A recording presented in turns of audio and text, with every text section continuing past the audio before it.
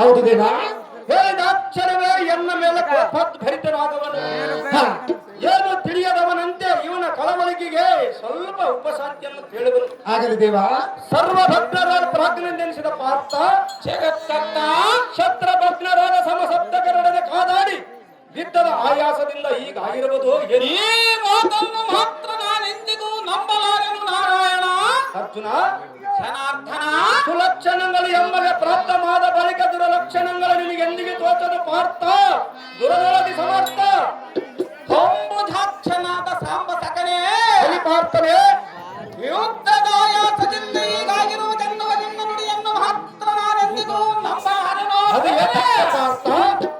ಅದು ಏತಕ್ಕೆಂದರೆ ಇಂದ್ರಕ್ಕೆ ಇಂದ್ರ ಕೀಲ್ಹದ್ರಿಯ ಚಂದ್ರಧರ ನಡನ ಬಂಧುರ ಕಾಳಗಮ ಮಾಡಿದನು. ಕುಲಕ್ಕೆ ನಾಲಿಗೆಯನ್ನಿಟ್ಟ ಮದಾಂತರಾದ ದಿವಾತ ಕವಚರಂಬ ರಕ್ಕಸರನ್ನು ಒಕ್ಕಲಿಕ್ಕಿದನು.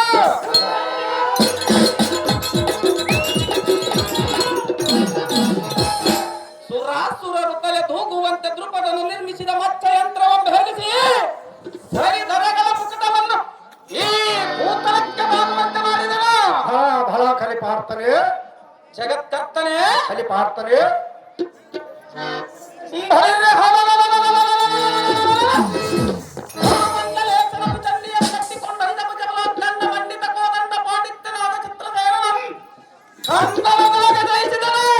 ಫಲ ಪಾರ್ಥನೆ ಫಲ. ರೋಷ ಭೀಷಣನಾದ ಕಲಿ ಭೀಷ್ಮನಂ ಕದನದೋಳು ಕಾದಾಡಿ ಗಿಳಿದನು.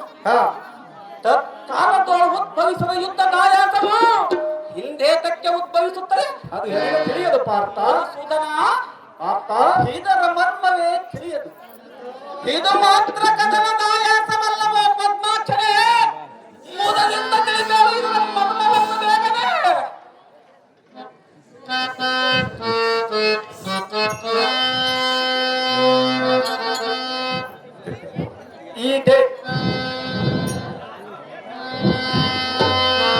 ಇದೇನು ವಿಜಯ ಈ ಕೊಳದ ಸೌಂದರ್ಯ.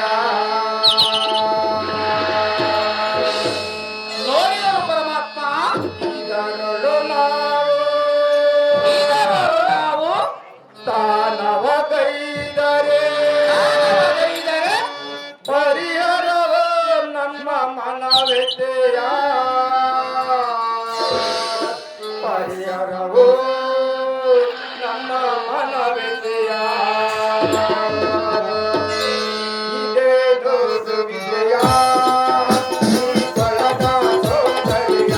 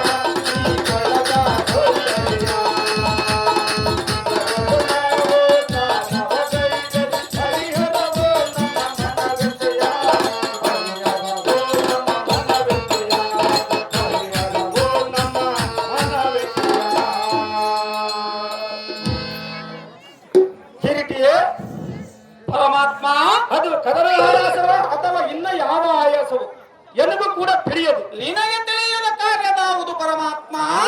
ಅರ್ಜುನ ಜನಾರ್ದನ ಇಗೋ ಅಲ್ಲಿ ನೋಡು, ಸಲ್ಲಲಿತ ಮನೋ ಉಲ್ಲಾಸಗೊಳ್ಳುವಂತೆ ಈ ಸರೋವರದಲ್ಲಿ ಒಂದು ಕೊಳವಿರುವುದು. ತಳಿಸುವ ಮರಿ ಮೀನುಗಳಿಂದಲೂ ಎಲ್ಲಿ ನೋಡಿದರಲ್ಲಿ ಕಮಲಗಳಿಂದಲೂ ಶೋಭಿಸುವುದು. ಧನಂಜಯ, ನವರತ್ನಗಳಿಂದ ನಿರ್ಮಿಸಿದ ಸೋಪಾನಗಳಿಂದ ಒಳಗೂಡಿ ಶೃಂಗಾರವಾಗಿ ಕಂಪಿಸುವ ಒಂದು ಕಾಸಾರವಿದೆ. ಅರ್ಜುನ ಜನಾರ್ದನ ನಿನ್ನಂತೂ ಎನಗೂ ಸಹ ಆಯಾಸವಾಗುವುದು.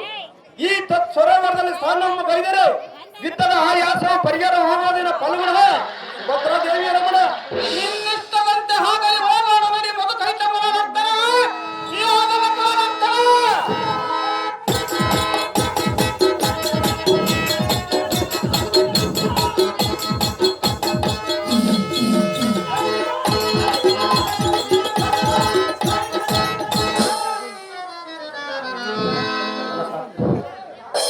ಛಲ ಸಾರಥಿ ದೇವ, ಮಾಡಿವನು ನೋಡಿ ಇಲ್ಲಿ ಒಂದು ವ್ಯಕ್ತಿ. ಹೌದೇನು ದೇವ?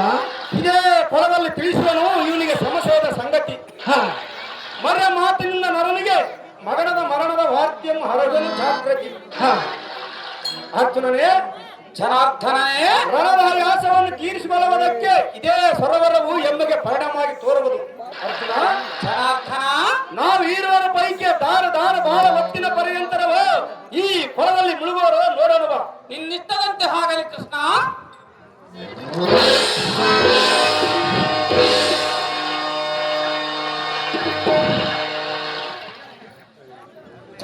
ಛಲ ಸಾರಥಿ ದೇವ, ಅರ್ಜುನನು ಸಂಪೂರ್ಣ ನೀರಿನೊಳಗೆ ಮುಳುಗದಂತಾಯಿತು. ನವವಾಣಿಯ ಶಬ್ದದಂತೆ ಅಭಿಮನ್ಯುನ ಮರಣ ಸಂಗತಿ ಅವನ ಕರ್ಣಗಳಿಗೆ ಕೇಳುವಂತೆ ಧ್ವನಿ ಮಾಡುವನು. ವಿಜಯನೇ ಬಡಿದನು ನಿನ್ನಯ ಸುಧಾರು, ವಿಜಯನೇ ಬಡಿದನು ನಿನ್ನಯ ಸುಧಾರು. ರುಜಸಕಟ ವ್ಯೂಹದಲ್ಲಿ ಷಡರಥಾದಿಗಳೊಡನೆ ಅಘೋರ ತರಮಾದ ಯುದ್ಧವನ್ನು ಮಾಡಿ ಕಡೆಗೆ ವೀರ ಮರಣವಾದರು. ಪಾರ್ಥ ಪಾರ್ಥ ಪಾರ್ಥ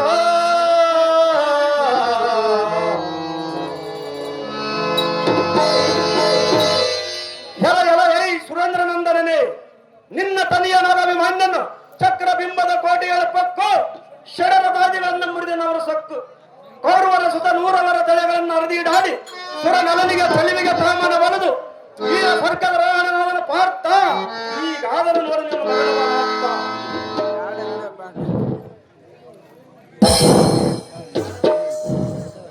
ಅಯ್ಯೋ ಶಿವ ಶಿವ, ಇದೇನು ದುರ್ಬಲ. ಶೇಕಟ ವ್ಯೂಹದಲ್ಲಿ ಮುಕುಟವರ್ತನ ನಾದಾಭಿಮಾನ್ಯನು ಕೌರವರ ಬಲಲಿಕನದೊಳಗೆ ಮರಣವಾದನೆಂದು ಆಕಾಶವಾಣಿಯ ಧ್ವನಿಯಾಯಿತು. ಅಯ್ಯೋ ಹರ ಹರ.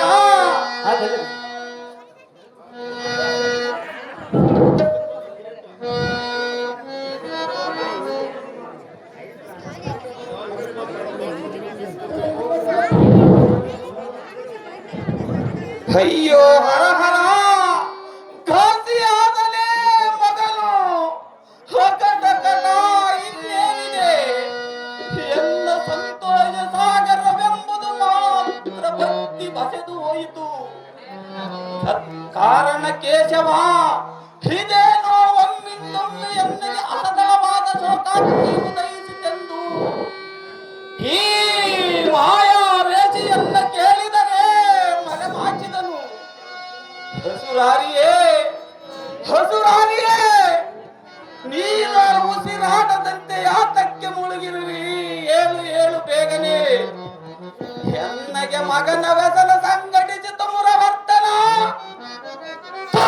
ಈ ಜನ್ಮವೇ ಸಾಕು ಸಾಕು ಲೋಕೇಶ.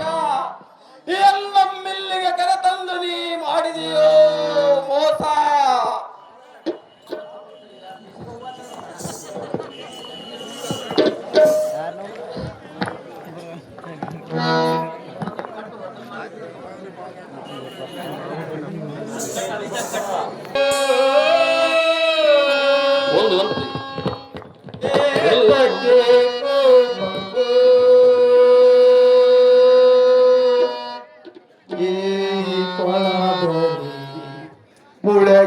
ಸಮಯ ಏನಾಯಿತು ವಿಜಯ ನಿನಗೆ ಏನಾಯಿತು ವಿಜಯ ಏತಕ್ಕೆ ಮೌನವೋ ಏತಕ್ಕೆ ಕೋಪವೋ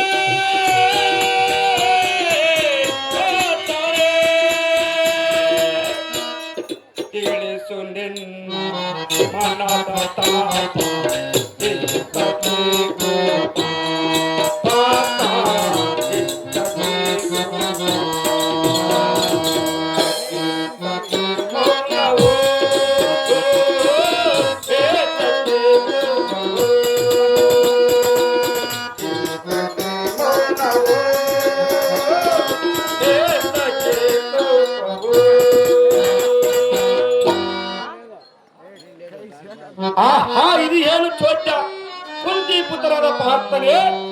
ನಾವೀರುವರ ಸರೋವರದಲ್ಲಿ ಸ್ಥಾನಮ್ಮ ಗೈಯುವ ಸಮಯದಲ್ಲಿ ಬಿಕ್ಕಿ ಬಿಕ್ಕಿ ದುಃಖಿಸುವುದಕ್ಕೆ ಕಾರಣವೇನು? ನಿನ್ನ ಮುಖಾರವಿಂದಲೂ ಕಂದಿ ಕುಂದಿ ಕೊಂಡರೊಳ ಕಂಬನೆಗರಿಯುವುದಕ್ಕೆ ದಾವ ಕಾರಣ ಇರುವುದು. ನಿನಗೆ ದಾವ ತೊಂದರೆಯೂ ಬಾರದಂತೆ ಕಾದುಕೊಂಡು ಬಂದಿಯೇನೆ ನಾನು. ಅದು ಏನು ನಿನ್ನ ಮನಸ್ಸಿನ ಸಂಶಯವು? ಎನ್ನ ಮುಂದೆ ಬೇರೆ ಇಂದ್ರತನಯ ನಾನಿರುವ ತನಕ ನಿನಗೇನು ಬಂದಿರುವುದು ಭಯ? ನಾರಾಯಣ ಹೇಳುವೇನು ಕೇಳು. ಫಲ್ಗುಣ ಅದೇನು ಚೆನ್ನಾಗಿ ಹೇಳು.